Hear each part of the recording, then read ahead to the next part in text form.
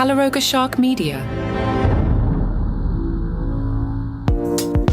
Hey there, I'm Johnny Mac with 5 good news stories. A wedding ring was found after 60 years. Barbara said her husband Glenn lost his wedding ring just 2 months after their wedding in 1963.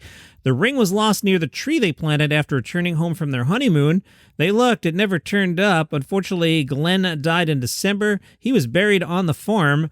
Barbara hired someone to place Glenn's grave marker. While working near the tree, Jonathan spotted something glistening in the sun. It was the ring.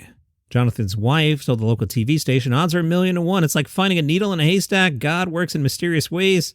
Barbara said the ring was the first of 2 that her husband managed to lose over the years. She kept his 3rd wedding ring instead of having it buried with him.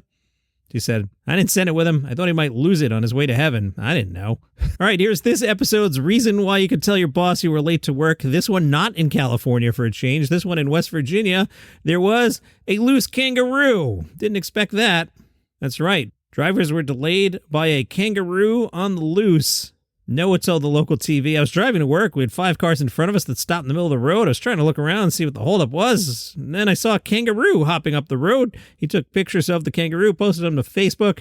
He contacted a friend who was able to speak to the owners of the kangaroo, who have owned the pet since it was a baby. The kangaroo was returned safely home. The West Virginia Department of Agriculture cleared this up. In case you're wondering, kangaroos are legal to keep as pets in West Virginia. A Texas woman set a Guinness World Record. All right, what do you got this time, John? Brittany applied for the title of Biggest Tongue. Brittany's tongue is 3.11 inches wide. Emily, the previous record holder, her tongue was 2.89 inches wide. Now, you're probably wondering how wide your tongue is. I know I'm sitting here going, I don't know, is 3 doesn't sound a lot. Maybe it is. I don't know. The male version of the record belongs to Brian. His tongue, 3.49 inches wide. The Oregon Zoo placed a hidden camera in its lion enclosure, but it didn't stay hidden for long. The lion found it and put it in its mouth.